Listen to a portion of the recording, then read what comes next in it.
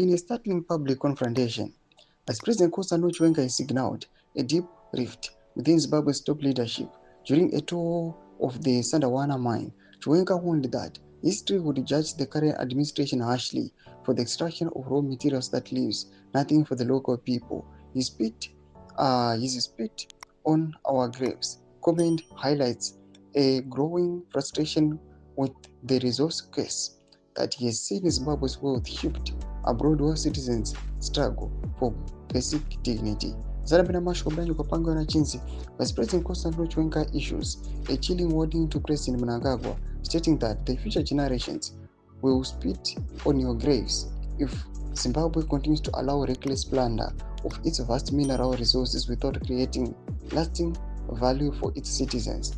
Subscribe or like on the bell icon. The video features a deep dive into the shadowy world of Zimbabwean fuel monopolies and offshore financial structures.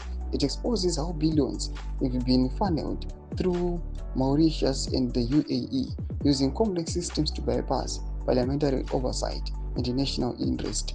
The financial drain is cited as a primary driver for the country's hyperinflation and the persistent scarcity of the US dollar, which has crippled local business and impoverished its working class. Adding to the tension is the rising 2027 movement, which calls for a change in leadership by the next election cycle. The discourse reveals a public that is no longer satisfied with blanket donations and symbolic gestures. There is a demand for genuine rural industrialization and a shift away from the collecting mindset that has dominated the elite, where looting is mistaken for wealth creation at the expense of the nation's infrastructure. Regional pressure is also mounting, as evidenced by debates in South African Parliament regarding Zimbabwe's democratic future, while Sadc leaders are often criticized for their silence. The video argues that the true power to change Zimbabwe lies within its people.